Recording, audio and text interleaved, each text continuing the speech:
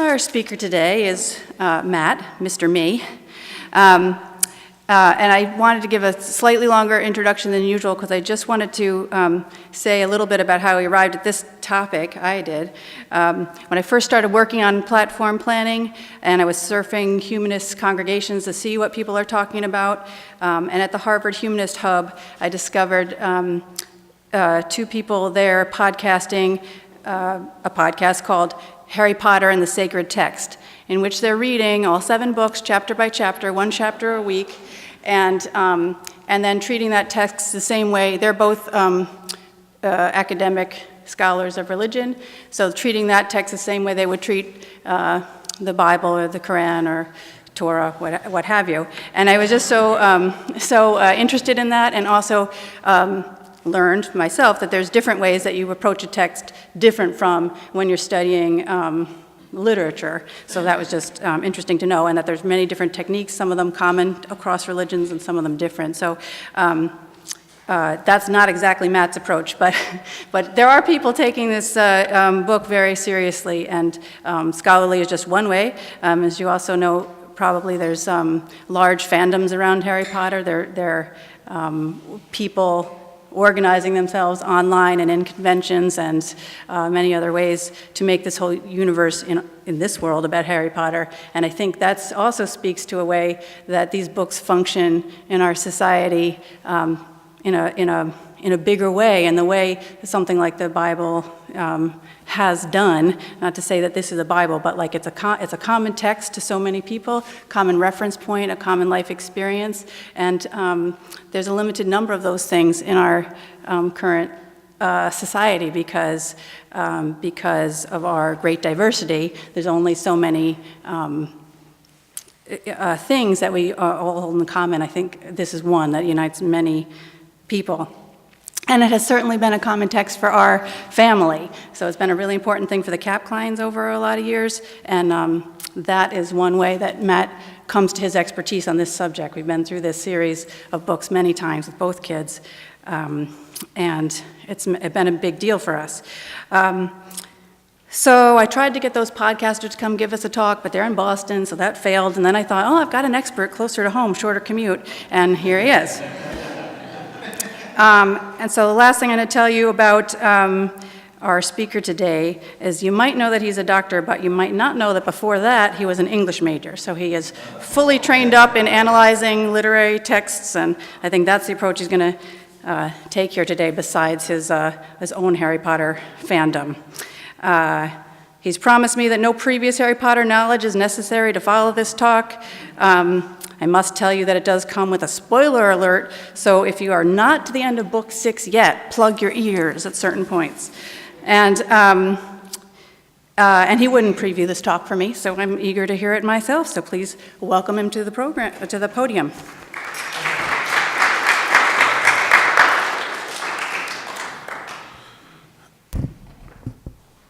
I'm going to go off script. Speaking of common texts and shared experience,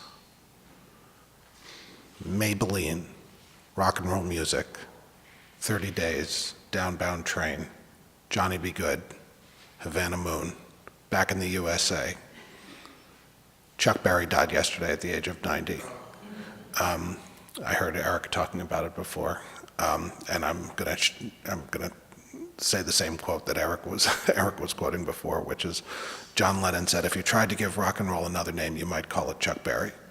And Chuck Berry basically created the shared text of popular music for greater than the last half century.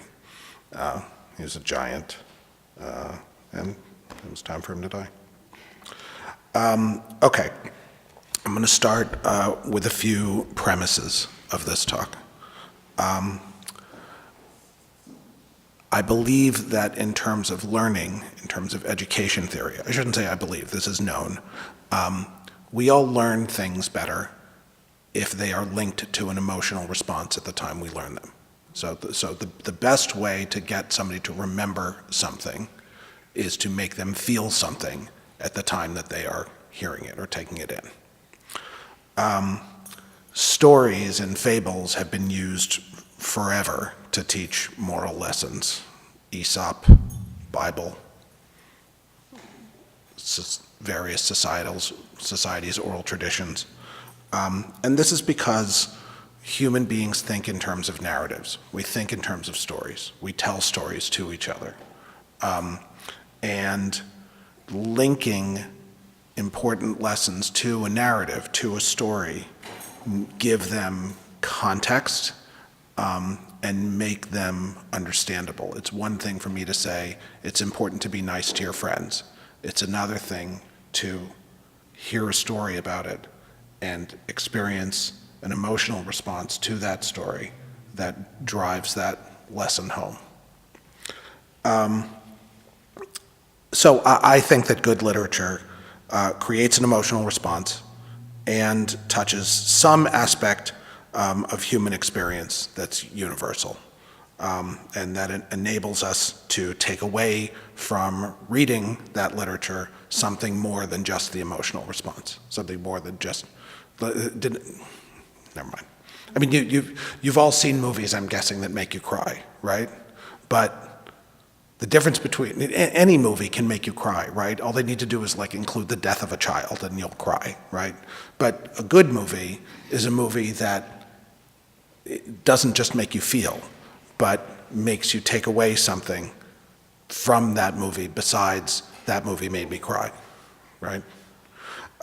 So I'm just going to use the Harry Potter series as an example of good literature. Okay, those are my premises. Here are a few disclaimers. I consider the Harry Potter series good literature. If you don't, that's okay. I will explain what I'm talking about, but having some familiarity with the series will help you understand what I'm talking about. And I will try to minimize them, but there will be spoilers. So if you've never read or seen the series of books or movies and plan to someday, you may want to leave. But you guys you're a great audience. I didn't even mean for that to be funny. In order to maintain some elements of mystery about the story, I will be vague occasionally. But if it's not clear to you what I'm talking about, you should ask, and I'll try and make it clearer. Okay, so show of hands. Who has read the whole series beginning to end? Okay. Who has enough familiarity with the series, either through books or movies or popular media, that they feel like they have a general gist of what the stories are about? Everybody. Okay, pretty much.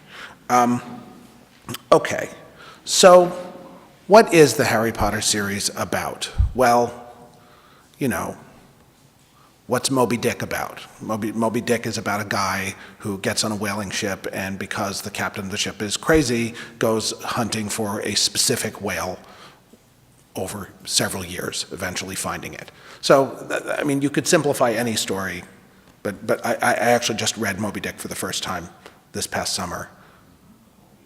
Wow. Do not understand why it's considered the greatest work of American literature.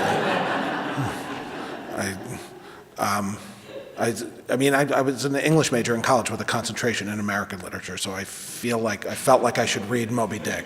I didn't get it. But anyway, you know, it's hard to break a long, complex story, which is thousands of pages long, down into a couple sentence summaries. But there are a couple of things that I think everybody would agree the Harry Potter series is about as a summary of the story. It is a coming-of-age story, right? It's about a kid who, at the start of book one, turns 11, and then by the end of the series is 17, and he's a wizard. That's not giving anything away. And he's orphaned as a young infant, and through a series of lessons and adventures and struggles, eventually confronts and defeats the greatest evil wizard of all time. thereby avenging the deaths of his parents. Okay, so that's back in English major school we called that a Bildungsroman, a coming of age story.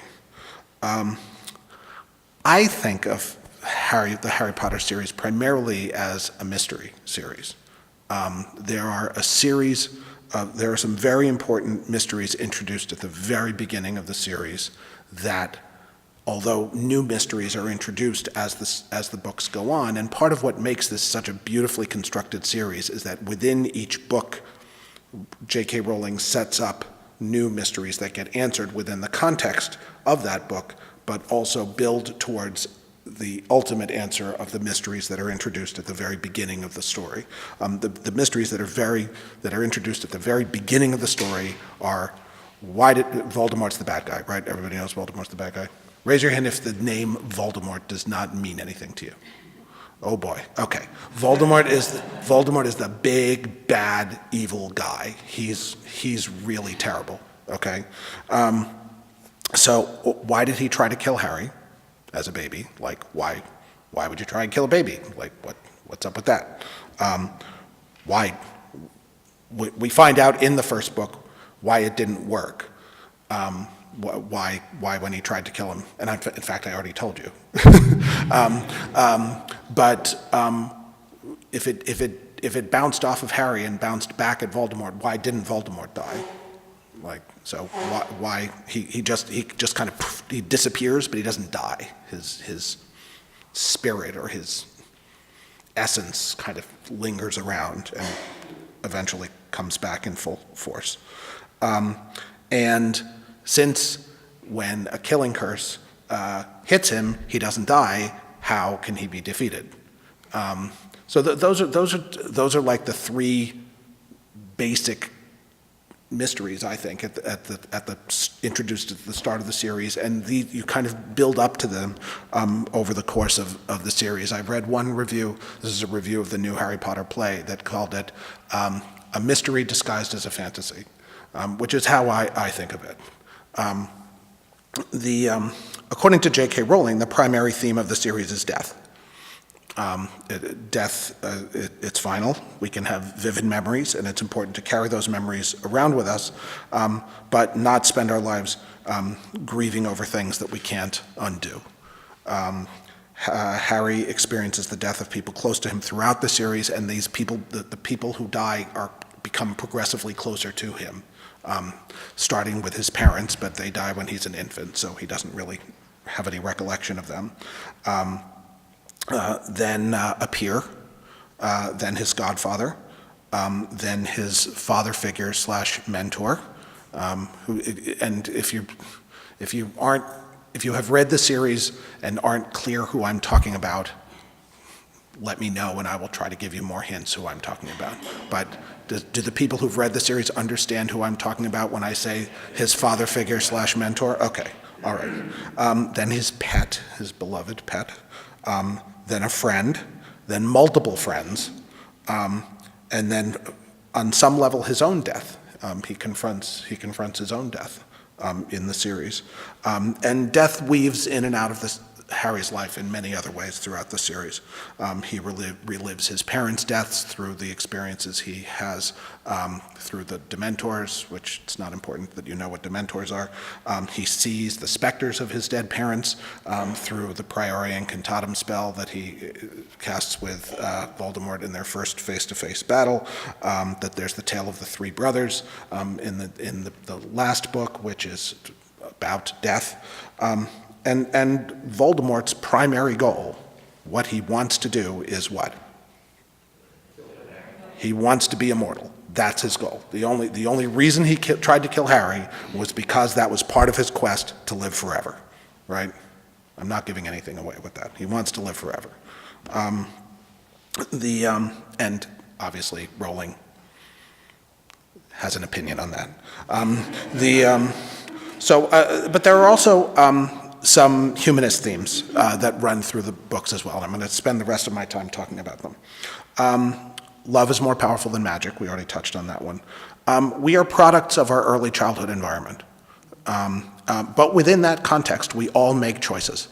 And And those choices define us as the quality of people we are.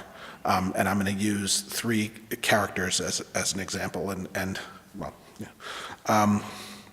The people are neither good nor bad. There's no such, I mean, yes, she sets up Voldemort as kind of this infinitely evil individual, and she sets up Dumbledore as this infinitely wise and good individual, but everybody else in the books really makes mistakes and does good things, and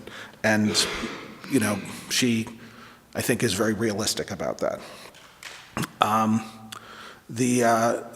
Rowling's most valued human trait is bravery, and she makes that clear in many, many ways through the books.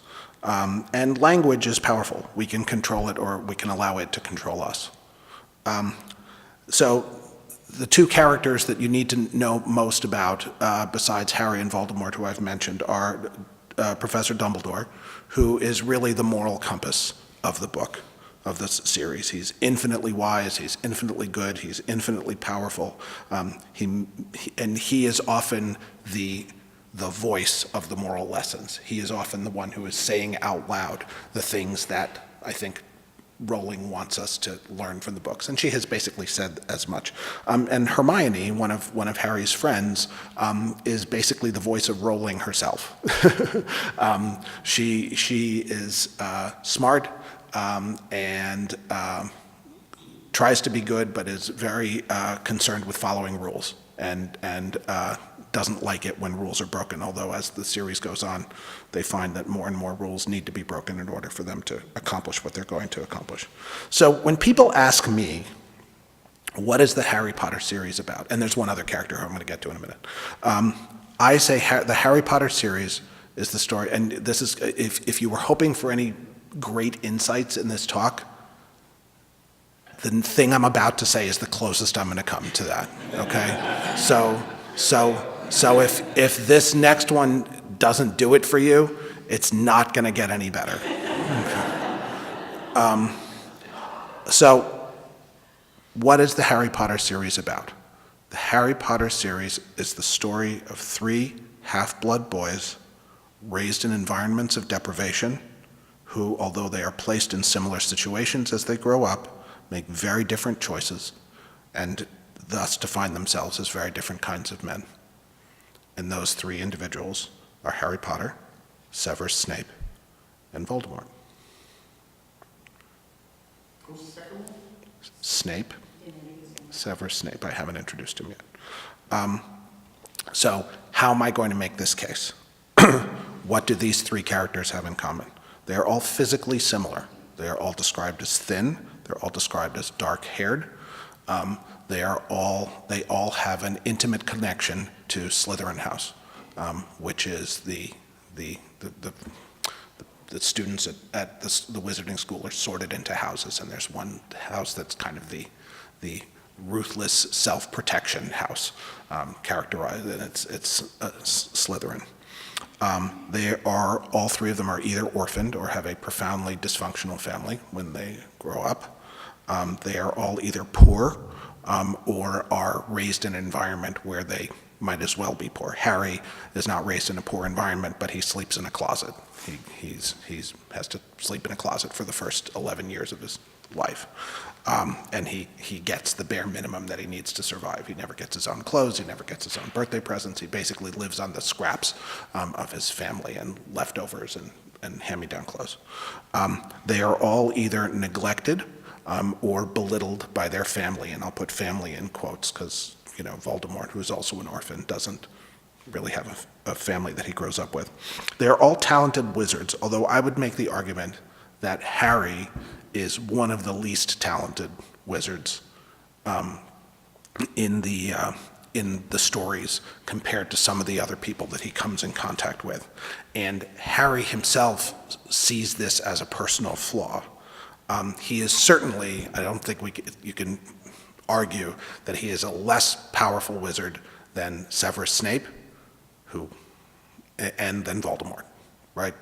You can't argue that. So where does Harry's power come from then? How does he end up defeating Voldemort if he is a less powerful wizard? They do all have some talents. And Harry's two main talents with respect to the wizarding world are flying a broom, okay, and defending himself, which comes in very handy given who he is. Okay, so let's talk a little bit about each of these characters. Voldemort started out as Tom Riddle. That's a spoiler. He's a direct descendant of Salazar Slytherin. His mother was the product of inbreeding in an abusive household. His father was a non-wizarding type who was a spoiled snob. Their marriage was artificial. His mother basically tricked his father into marrying her. And then when he realized what was up, he abandoned her. She died immediately after giving birth to the child who became Voldemort. And I think Rowling actually portrays this as a moral failing on her part. She is not portrayed as having been sick prior to that. She just kind of gave up on life, didn't want to be around, so she died. And so she didn't stay alive to be a mom and raise his child. So Riddle was raised in an orphanage where he wasn't abused, but he wasn't loved either. And from a very early age, he took pleasure in harming other people. He reacted to the news of learning that he had magical powers with immediately thinking of how he could use them to control and dominate others. He took to the dark arts immediately when he entered Hogwarts. He practiced deception frequently while he was a student, and he was a murderer by the time he was age 16. He is portrayed as being incapable of comprehending love, and although I mentioned that Rowling sees choice as being more important than innate ability, she does really portray him by the time Dumbledore meets him when he's age 11 as already basically being irredeemably bad. He tortures other children, he steals from them, he lies, and I think we are supposed to gain some empathy for him given all of the strikes that he had against him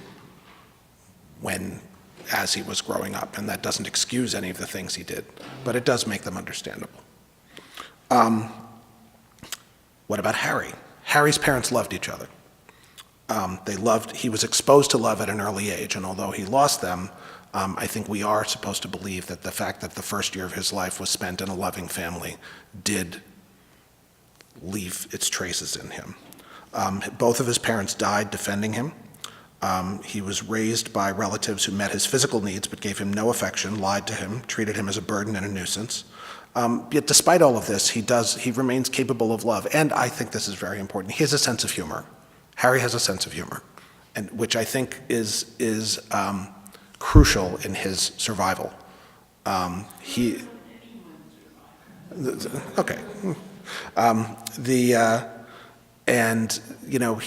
is able to kind of shrug off the many indignities that his family puts him through. He responds to the news of having magical powers with disbelief and excitement, and immediately, as soon as he finds out what the dark arts are, he rejects them. As soon as he understands that there's such a thing as a bad wizard, he says, that's not going to be me. And he takes actions to do that. He makes close friends at Hogwarts. He defends underdogs. He is humble.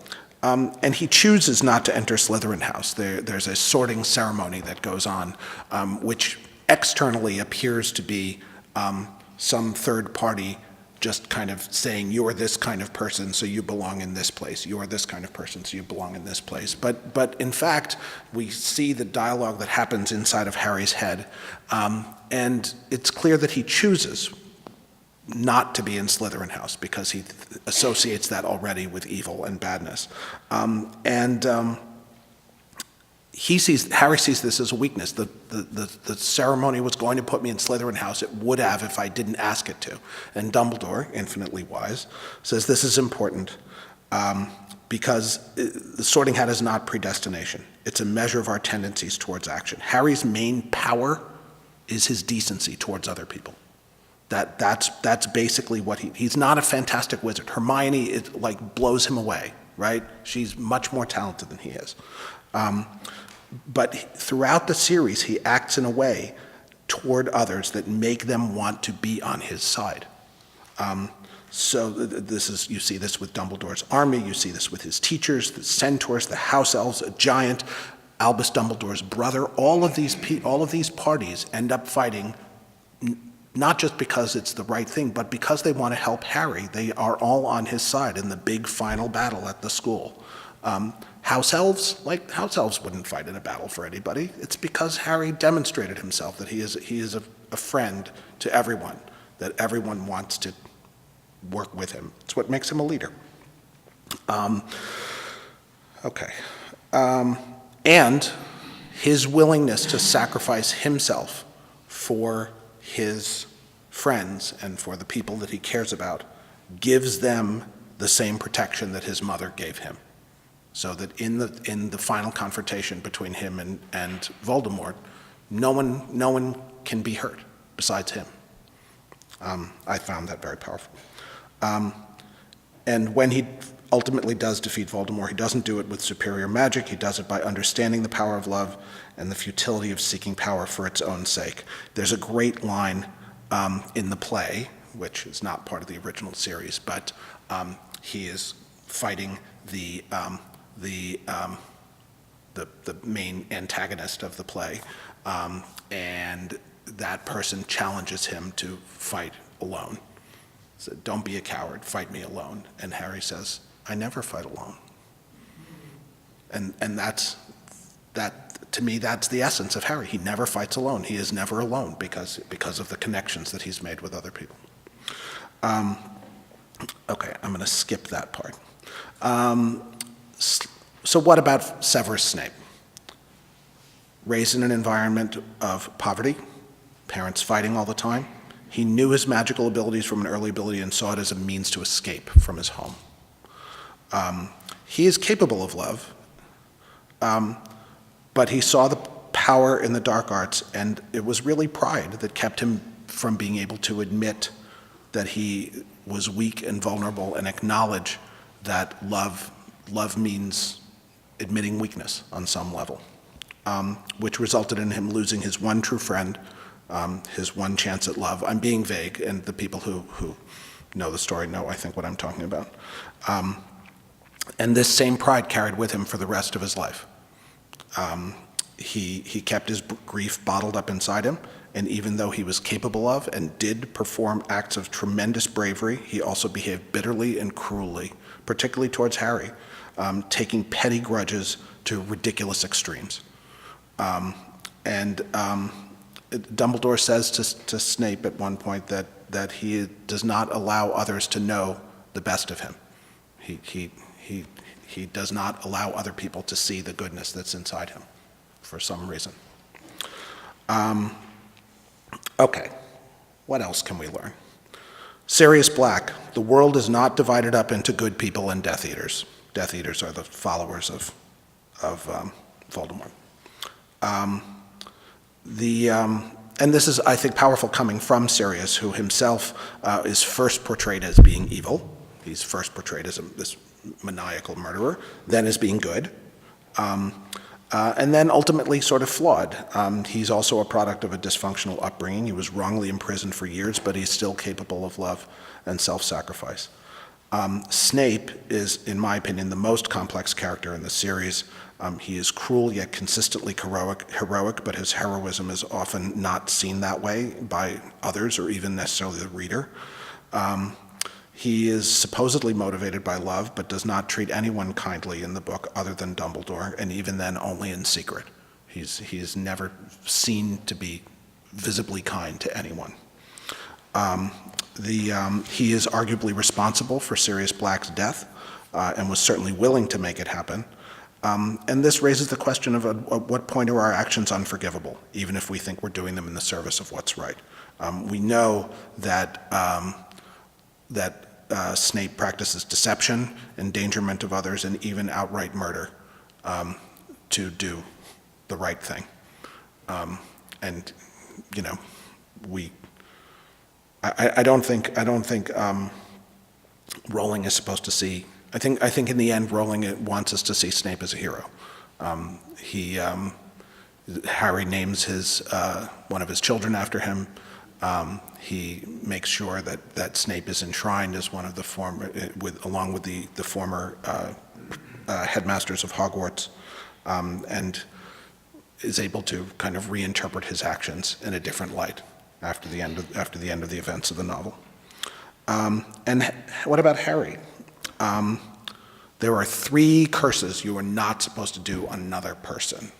They are called unforgivable, and doing them on another person lands you a lifetime sentence in Azkaban.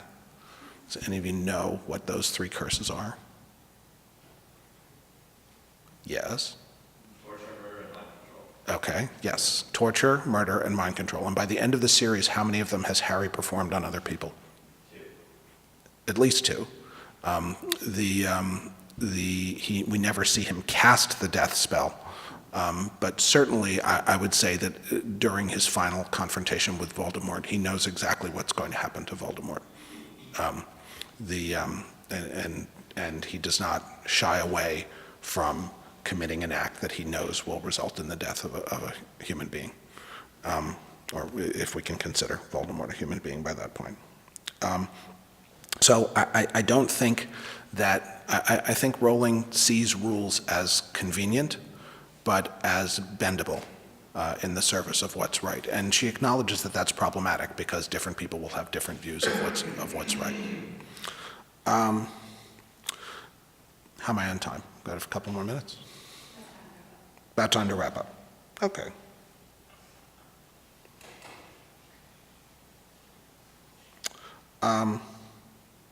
It's a couple more brief observations.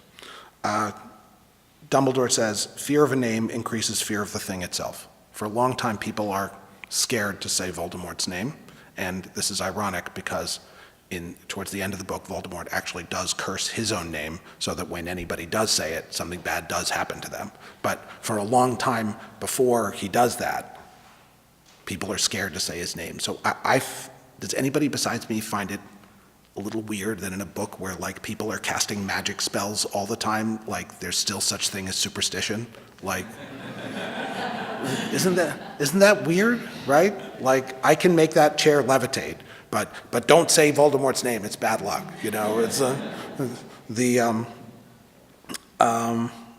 and what's the point of magic anyway? I see magic in the Harry Potter books as really just being a vehicle to move the plot along. Rowling has said explicitly that magic is just a tool, and like any other talent, it's not the talent that defines its holder, but the choices they make about what to do with it.